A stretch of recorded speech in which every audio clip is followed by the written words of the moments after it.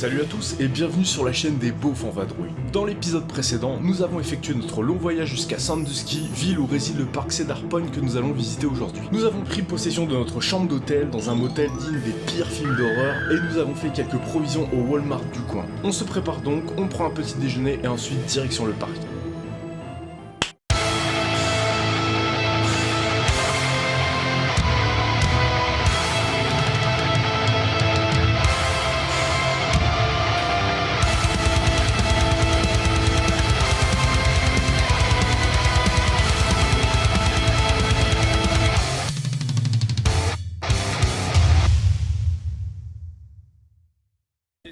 Bon, première journée aux États-Unis. Ensoleillé. Deuxième. Ouais, le Mais non, soleil est là. première. On dirait, c'est pas une journée, hier on est arrivé, il était 18h.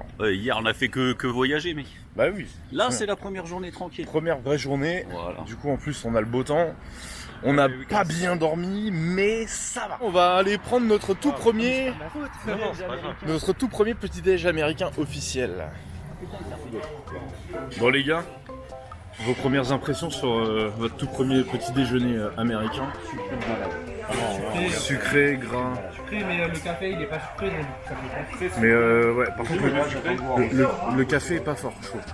Ça manque de... Ouais, mais c'est pas un café à grains comme on pourrait l'avoir. Non. C'est une machine à. Ah, quoi que. Si c'est du café à grains, mais ils le font très léger. D'accord. Nous en France on boit le café très fort. Qu'est-ce qu'il en pense le frérot? Une fois c'est bien. Une fois c'est bien, deux fois c'est trop. C'est pas bien. C'est pas bien. Ça c'est pas bien ça. Thomas il se régale lui, il les refait lui. Est-ce que t'as quand même apprécié ce que t'as mangé? Ouais, c'était bon. Ouais. Et après faut évacuer. Ouais, c'est pas faux. Le café c'est de la pisse de chat quoi. Ça a pas de goût. Ça a pas de goût. Mais bon, on va dire que ça fera le taf. On n'est pas venu ici pour manger de toute manière. Hein. Si on voulait un séjour gustatif, on serait resté en France. On aurait fait la route des vins. D'accord. Voilà. Là, nous, on va faire la route des coasters. Parce qu'on s'en bat les couilles. Et qu'on est venu pour ça. Voilà, voilà.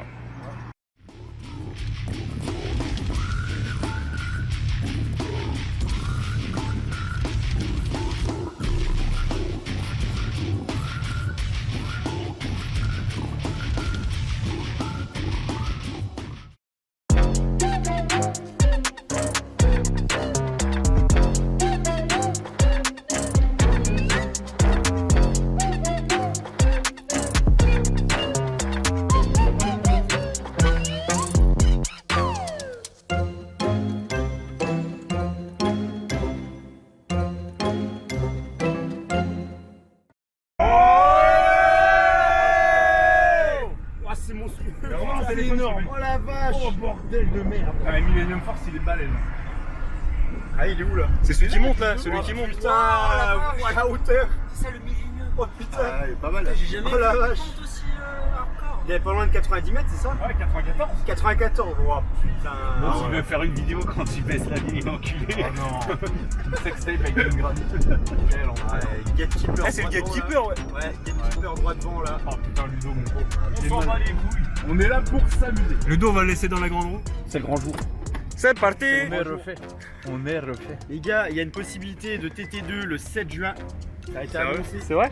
Possibilité pour Ah, Coaster, c'est ce que t'as dit pour Coaster Mania, il y a possibilité Ah ouais, ouais. qu'ils arrivent à l'ouvrir, ils sont en train de tout mettre en œuvre. Ils font des tests jour et nuit, toutes les nuits. Ça fait 3 nuits qu'ils sont dessus en train de tester. Ludo qui se dit pourvu que non.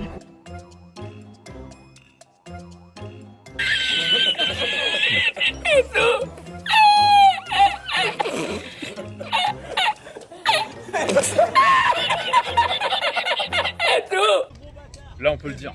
Là c'est le moment ou jamais. Ça c'est très bien. Ça c'est bien. Ça c'est bien.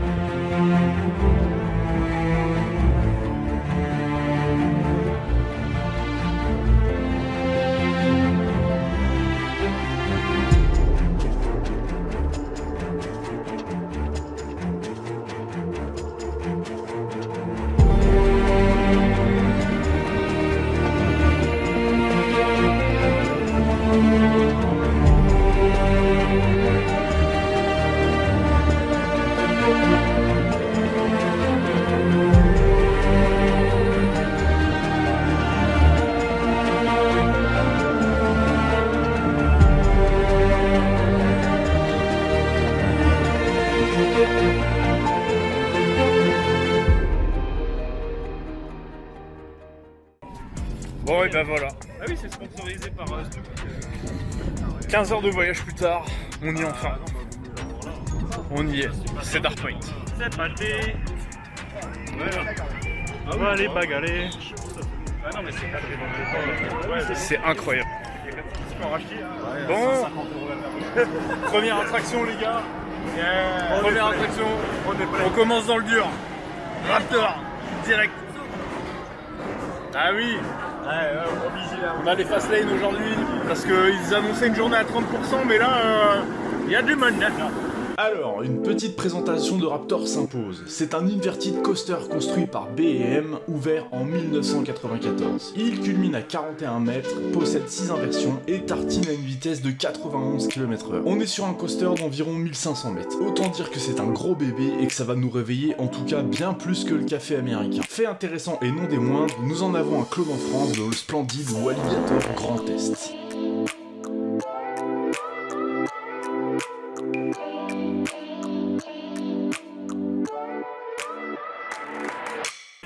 Bon, ça sort de Gatekeeper et Raptor. Gatekeeper, moins bon que Moins bon que Raptor. aujourd'hui, quoi.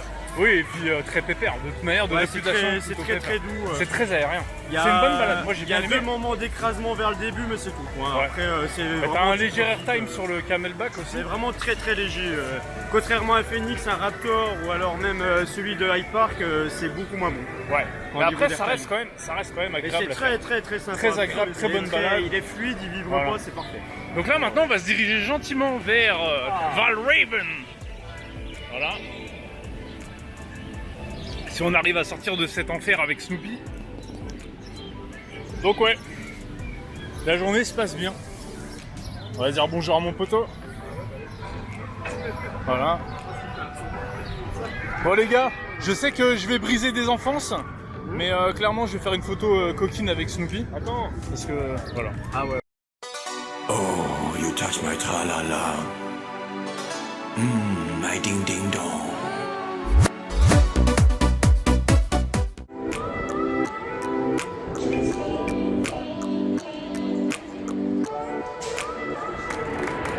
Il est temps pour moi de vous parler de Gatekeeper. Gatekeeper, c'est un wing coaster de chez B&M, et oui, encore eux, en même temps, quand c'est de la qualité, pourquoi se priver? Ouvert en 2013, qui a remplacé un indoor coaster catastrophique qui s'appelait Disaster Transport. Le bâtiment du coaster était tellement abîmé qu'il était même plus imperméable, et quand il pleuvait, l'attraction devait fermer au même titre que celle en extérieur. Cherche la logique. Gatekeeper est célèbre pour son 0G roll qui passe au-dessus de l'entrée du parc, et pour être un coaster ayant battu plusieurs records dans sa catégorie. Il culmine à 52 mètres, possède lui aussi 6 inversions et fonce à 108 km/h. De réputation plutôt moyenne dans la communauté, il s'avère être un coaster très doux et très aérien, une balade agréable dans les airs au bord du lac Arié, ce qui en fait une attraction idéale pour ceux qui ne sont pas avides de sensations extrêmes et pour les jeunes enfants. À titre personnel, j'ai adoré ce coaster.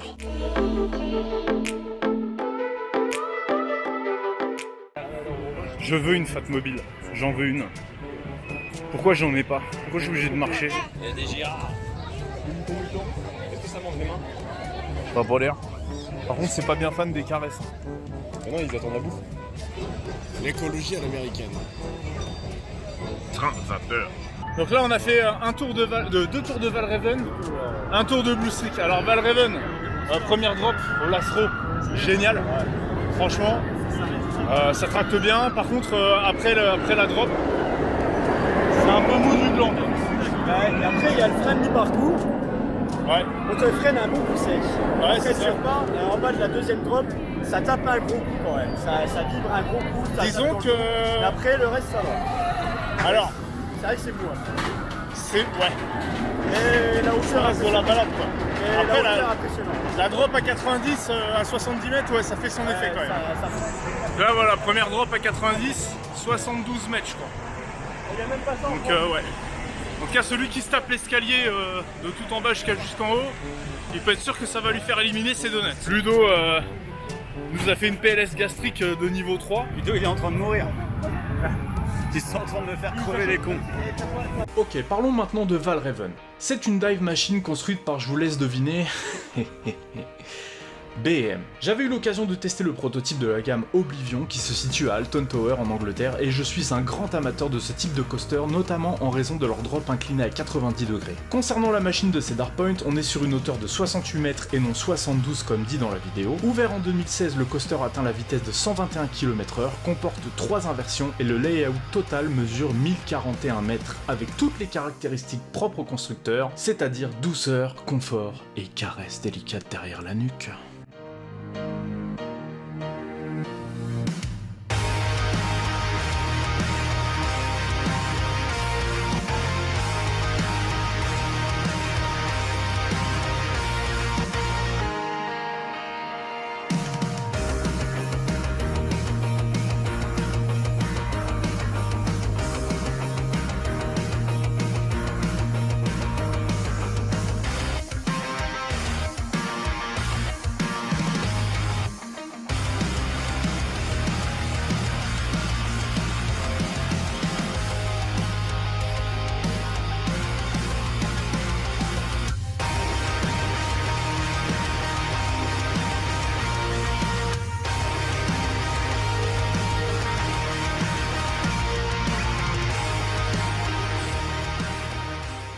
Je viens de prendre un truc free, je sais pas quoi, vitamine C, c'est dégueulasse. J'ai pris la moitié du bordel, je suis mort. Je m'amuse à faire un mélange de limonade sans sucre avec de l'eau. Parce que leurs boissons, elles sont chimiques à mort. Ce midi, on a mangé un poulet. C'était un truc servi en assiette avec des nouilles et du riz. Pour dire, mon père il fait les mêmes plats comme ça, dégueulasse, mais c'est frit, c'est asséché, ouais. Et quand tu manges, c'est Sucré. c'est sucré, en plus fait, t'as l'impression que la peau elle est dure. Ah. On a mangé ça au Panda Express. Et concrètement, C'est aigre doux mais aigre. ouais, aigre doux et Tu bon. manges un cornichon, c'est pareil. Ça sent le vinaigre et c'est blindé de sucre. C'est épicé, ouais, c'est n'importe quoi. Ouais, c'est n'importe quoi. Ça n'a aucun sens. Le parc est super vivant, ça c'est vachement agréable. Il y a tout le temps des animations. Là, il y a des concerts.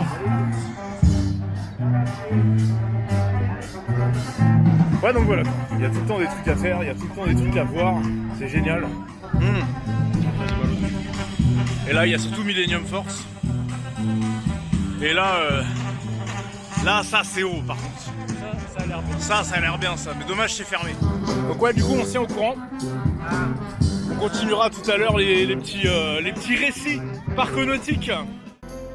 Ah, Millennium Force, le coaster que j'ai toujours voulu essayer. Que dire sur ce monstre? C'est le tout premier giga coaster ouvert en 2000. Il est issu de la grande guerre des coasters menée par tous les grands parcs américains, guerre qui consistait à ouvrir une machine toujours plus haute, toujours plus rapide et brisant toujours plus de records. Aujourd'hui, cette tendance n'est plus trop une priorité pour les parcs, hormis Six Flags Kidia avec Falcon Flight qui a des specs juste insensés. En effet, les visiteurs souhaitant de plus en plus d'immersion lors de leur visite, les parcs misent sur des machines plus modérées et investissent un peu plus de budget dans l'implantation. Pour ce qui est de Millennium Force, c'est LA machine qui me faisait rêver pendant des années. Haut de 94 mètres avec une vitesse de 150 km/h et un parcours de plus de 2 km, il est plutôt décevant pour ce qui est des sensations intrinsèques, mais propose quand même une expérience très sympa, surtout grâce à cette première drop impressionnante. Il a été construit par les savants fous de chez Intamin, constructeur de renommée, sauf pour ce qui est de la fiabilité.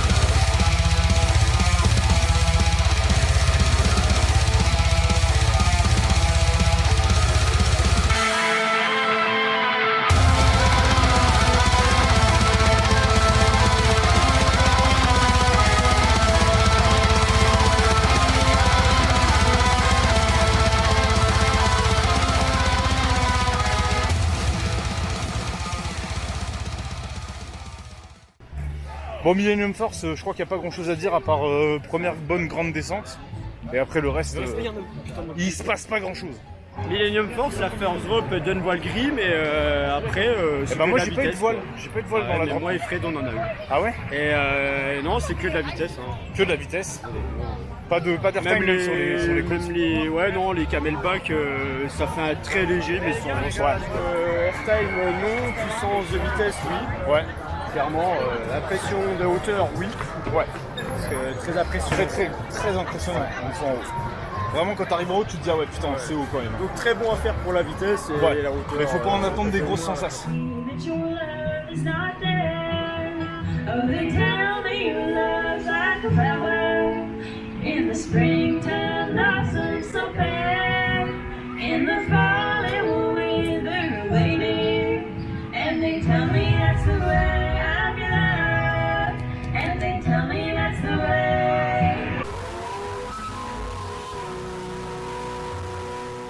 On a fait le Skyhawk On a fait avant. le Skyhawk. Alors le Le Skyhawk. balançoire géant. Alors le Skyhawk c'est moi, un je bordel. suis chié dessus. Ah ouais. Parce que moi, j'aime pas les c'est jeux de génial. hauteur. Ah, franchement Ah, ça c'est c'est bien. à refaire, Ça c'est bien. vraiment, Ça, à il l'a refaire. pas fait lui. C'est un vigile là.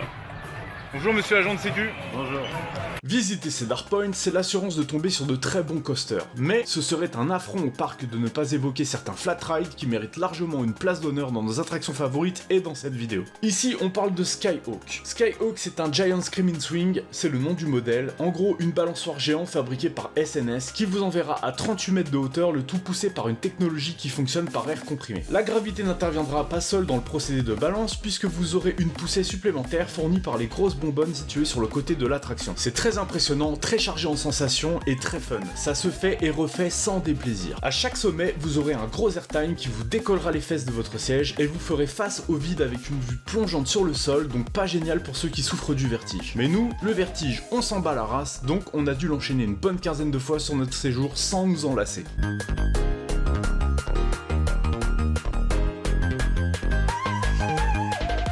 Jésus, Jésus, oh, oh, oh, Jésus, Jésus, oh, oh, oh, Jésus, Jésus, oh, oh, oh. T'as vu? Beaucoup de paroles dans cette musique. Jésus. Mais ça serait avec un peu de growl. Jésus, Jésus, oh, oh, oh.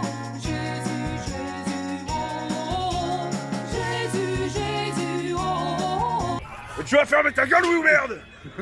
J'ai mal. J'ai mal. Ah ouais, Magnum XL, ça nique. Hein. C'était pas agréable du tout. Hein. C'était vraiment de la merde. Et là, on va aller bouffer. Comme des bons gros sacs à merde qu'on est. Bisous. Ouais, bon appétit, tiens, regarde-moi le truc, toi. Regarde. Regarde comment... Regarde. Je sais pas si je vais manger ça. Moi. C'est bizarre. C'est bon? Ouais. Ça m'inspire que dalle. Ok, parlons un peu de la bouffe aux États-Unis et surtout à Cedar Point. On savait que la nourriture dans ce pays c'est pas incroyable, mais je dois quand même vous préciser certaines choses. Lors de notre visite au parc, nous avons opté pour un pass saison que nous avons payé 105 $. Ce pass inclut un accès illimité au parc et le parking gratuit. À ce pass, nous avons ajouté 35 $ pour avoir la gourde souvenir que vous pouvez recharger en illimité dans toutes les refill stations du parc. Pour finir, nous avons ajouté à notre pass ce qu'ils appellent le dining plan. Ça vous offre la possibilité de manger 2 repas par jour dans le parc. La plupart des restaurants acceptent ce pass et la seule condition c'est que vos repas soient espacés de 4 heures au minimum. Le dining plan coûte environ 115 $. Ce qui veut dire pour environ 250 $, vous pouvez visiter le parc tous les jours, y manger et boire tous les jours. Je veux pas dire mais ça coûte moins qu'une journée pour 2 personnes dans certains parcs français. N'est-ce pas Mickey? Après pour ce qui est de la nourriture, hormis la viande cuite au barbecue qui est excellente, le reste c'est de la friture 1000 fois trop salée, du gras à gogo et du sucre en veux-tu en voilà. Mais bon, on se fait plaisir, c'est pas tous les jours qu'on est à Cedar Point. Maverick. Alors pour moi, Maverick, meilleur coaster du parc. Jusque là. Génial. Voilà, Maverick, le boost.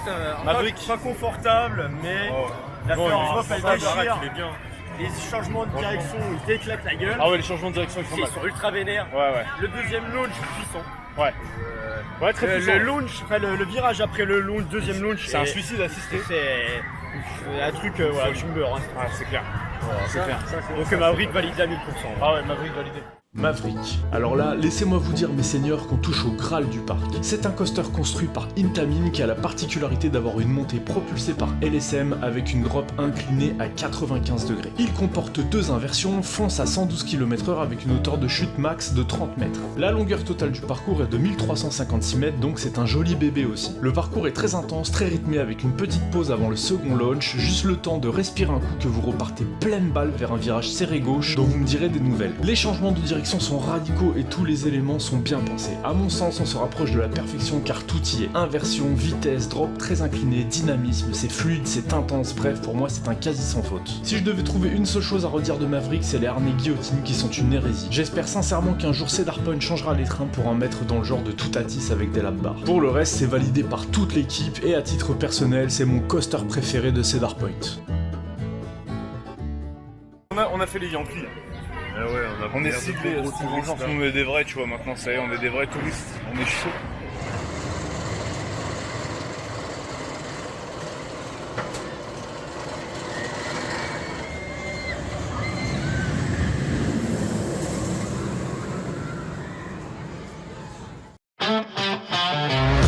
Steel Vengeance, l'attraction star du parc, le coaster des convoitises, la machine qui fait rêver bon nombre de passionnés.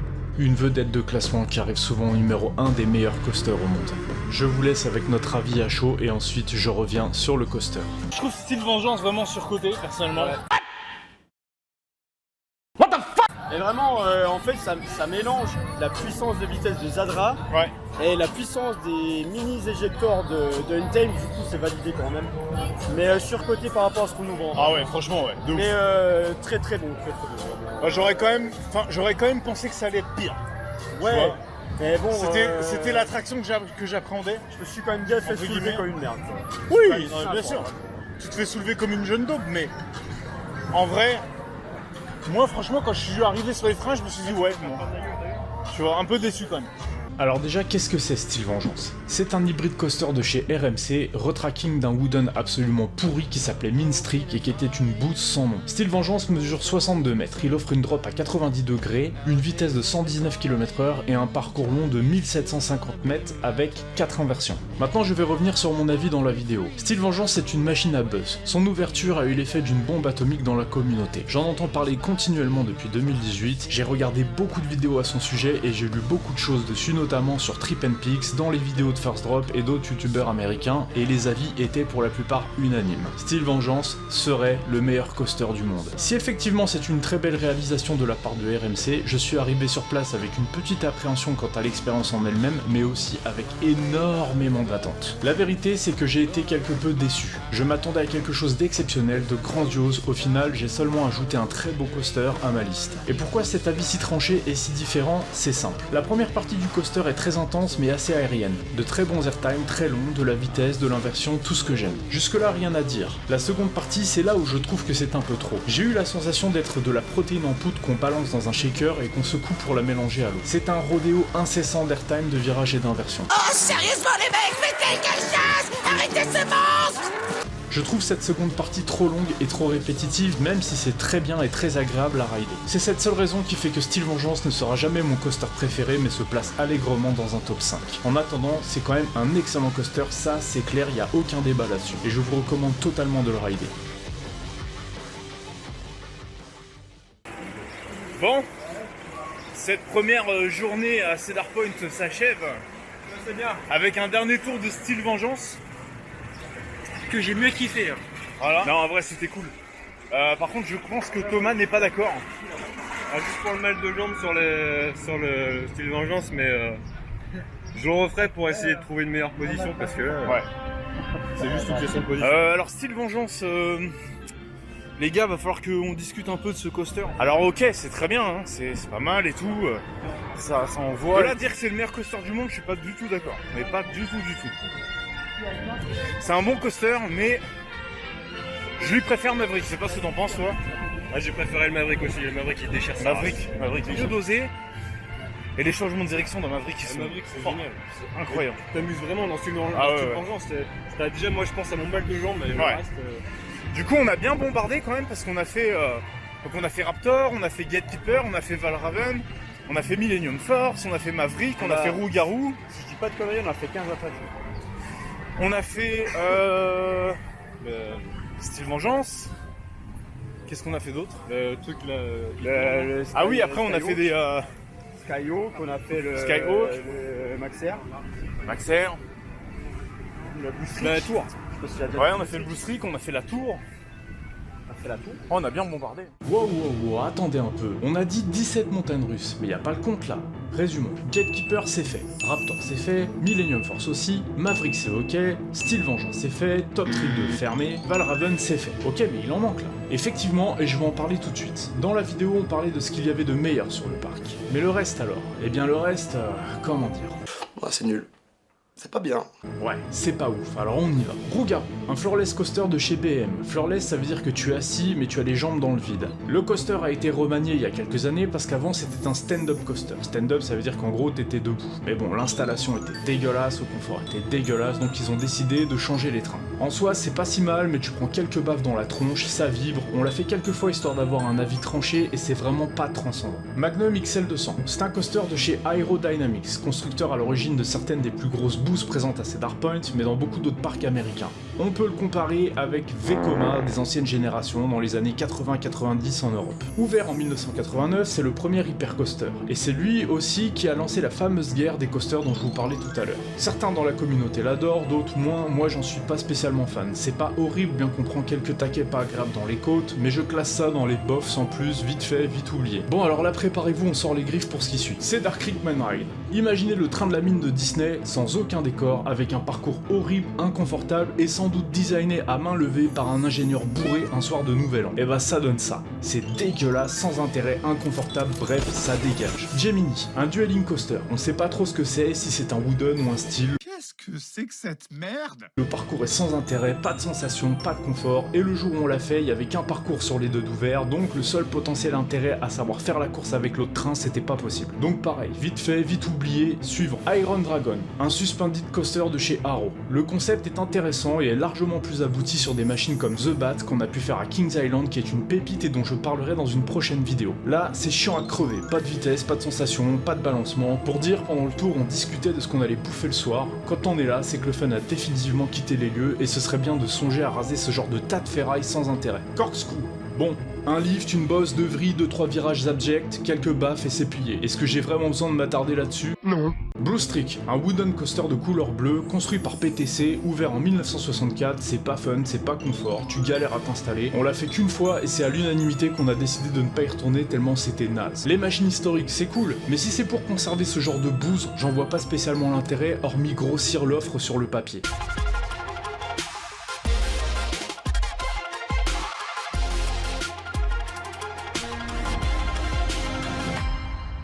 En 2024, le recyclage de montagnes russes en bois est devenu un véritable business florissant.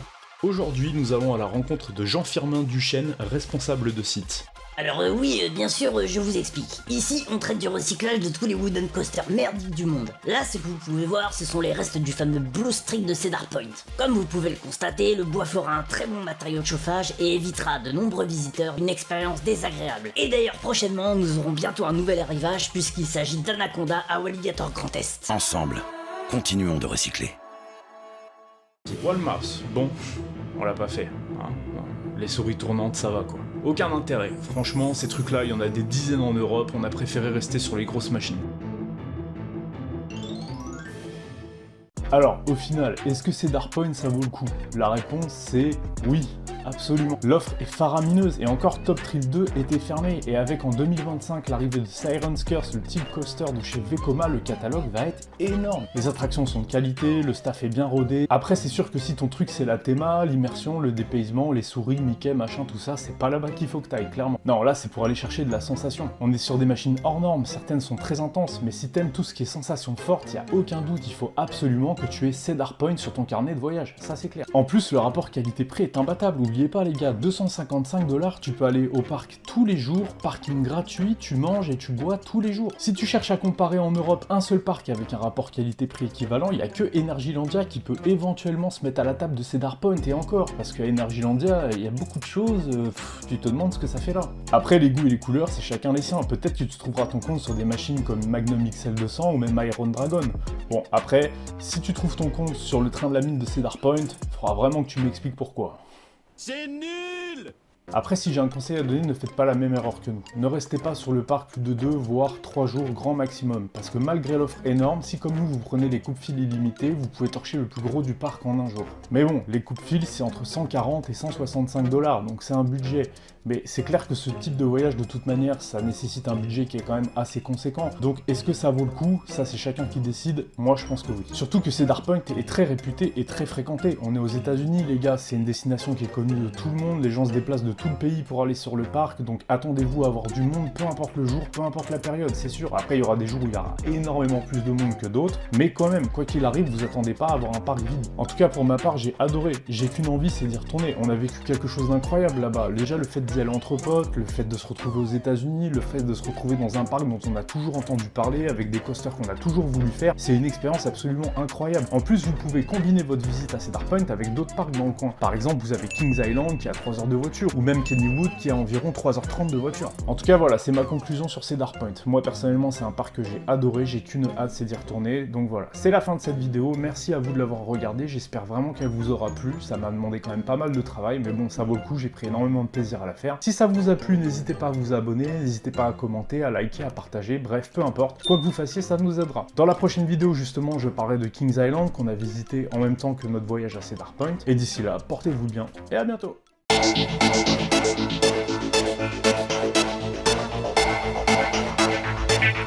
Cedar Point!